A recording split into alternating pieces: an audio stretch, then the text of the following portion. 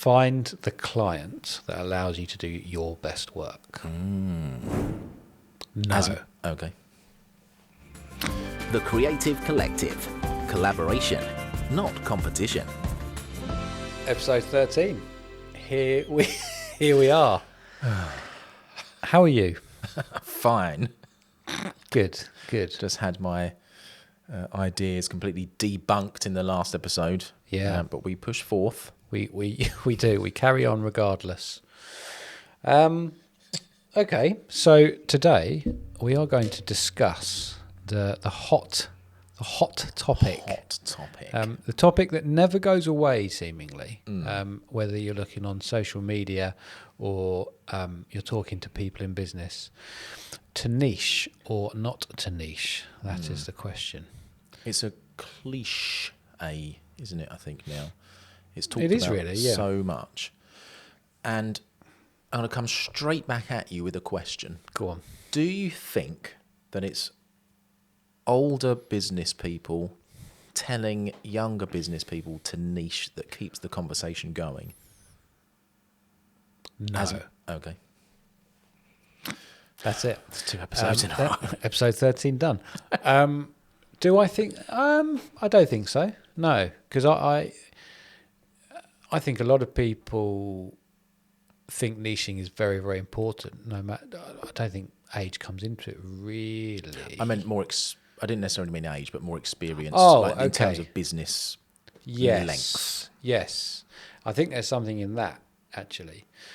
For some reason, it really divides people, doesn't it? Mm-hmm. It's a bit like Brexit. It's like you either have to be totally, team niche or team not to niche, which seems really, really odd because let's just get on and have some fun. Have you got a lesson about niching that you learnt? First of all, have you niched?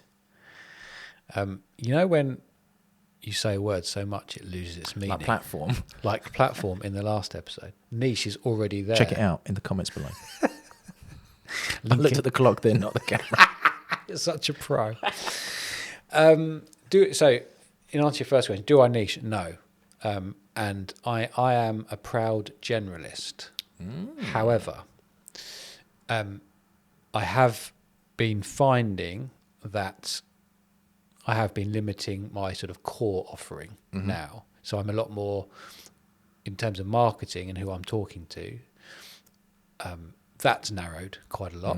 Because at the start, and what I would say, if I'm ever talking to people just getting into the business or young people, I actually think being a generalist is a great thing.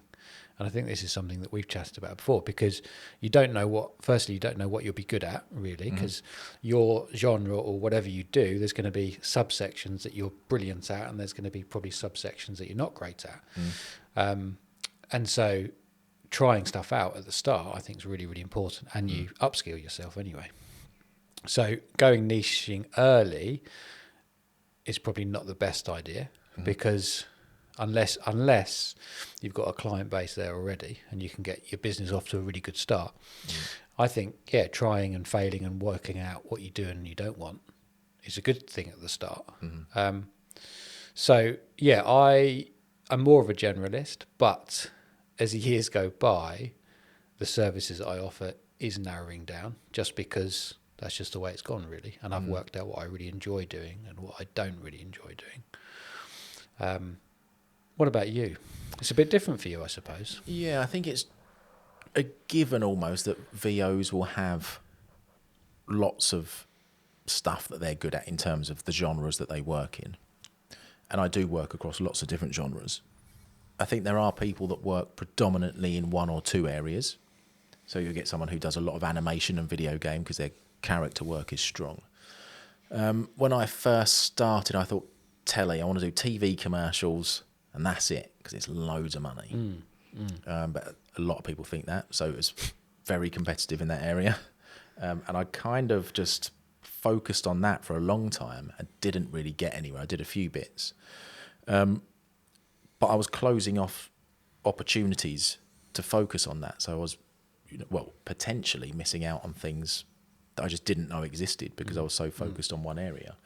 But as soon as I started looking at, or started getting other jobs actually just coming to me for other things, I thought, oh, okay, there is other stuff that I enjoy and can do.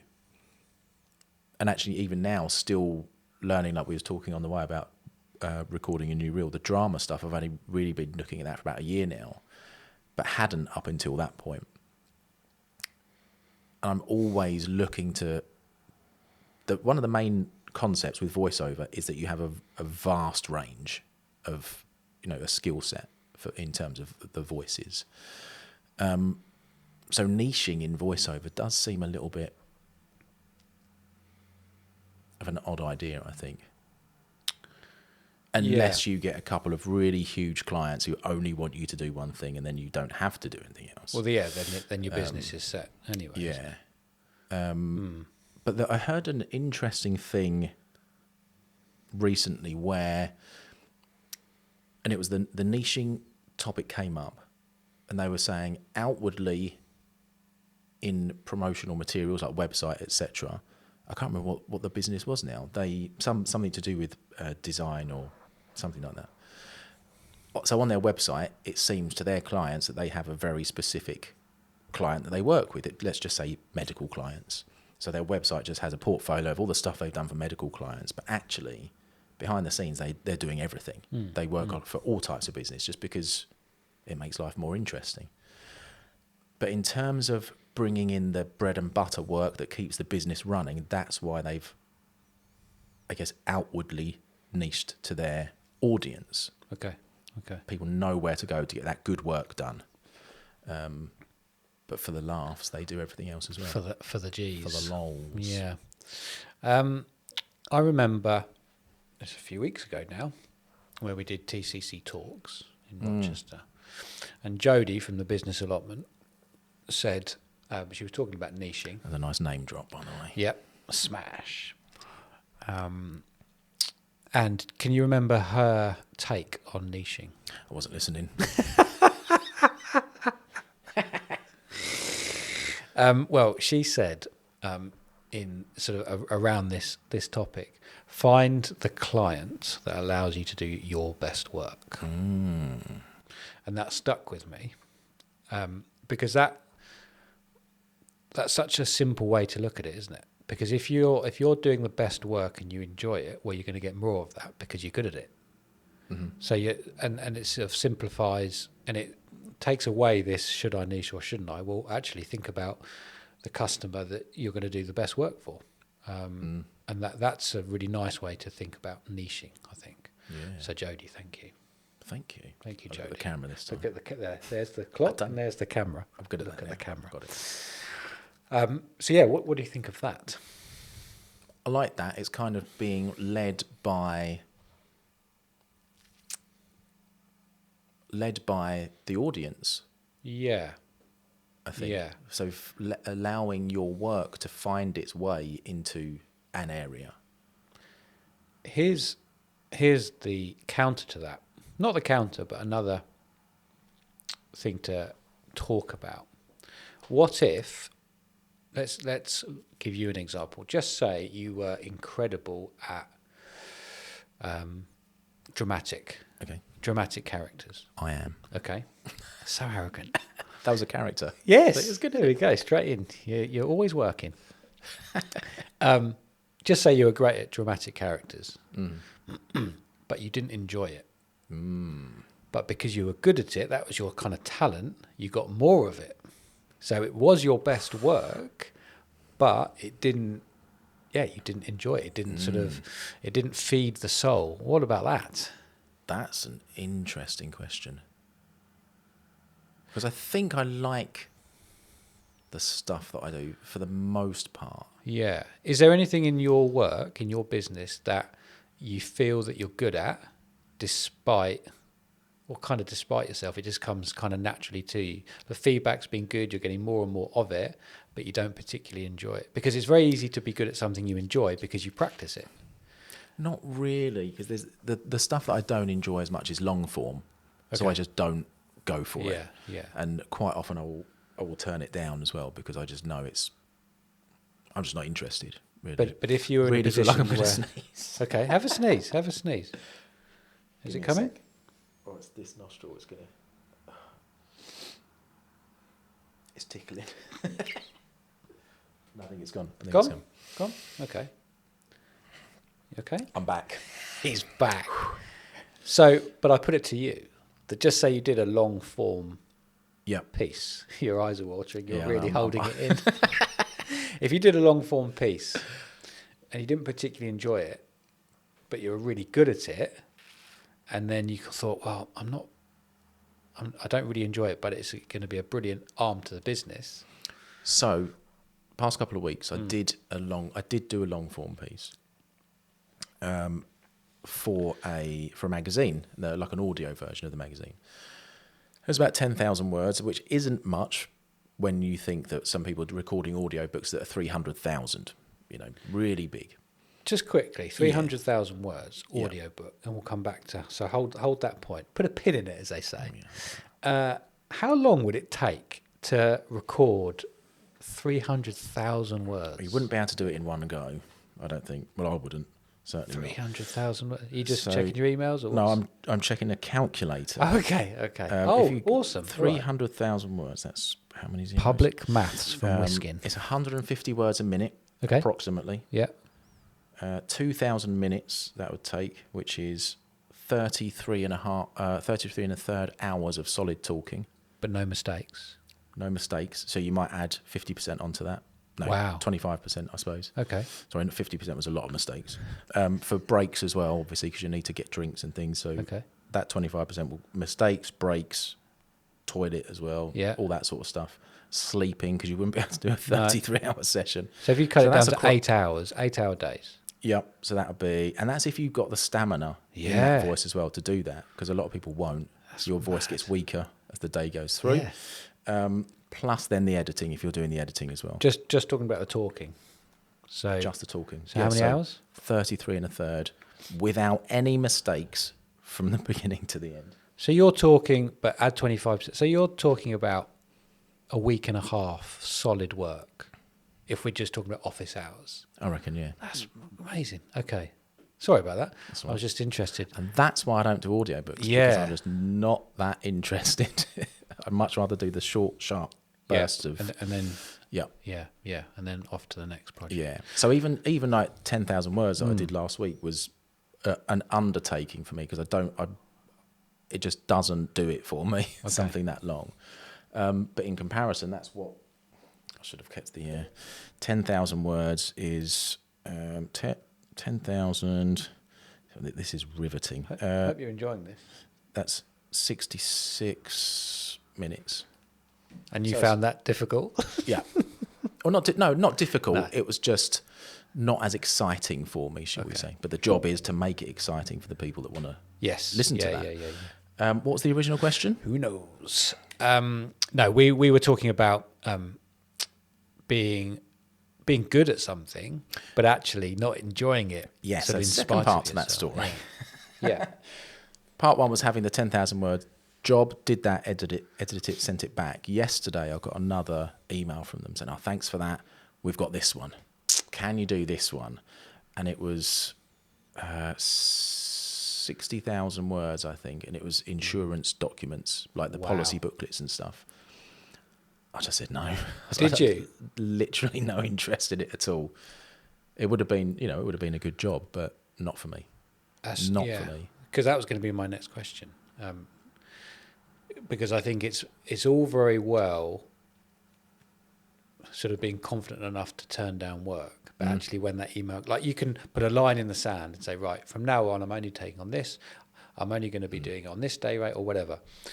And then half an hour later, after you've put that line in the sand, something comes in that tests that.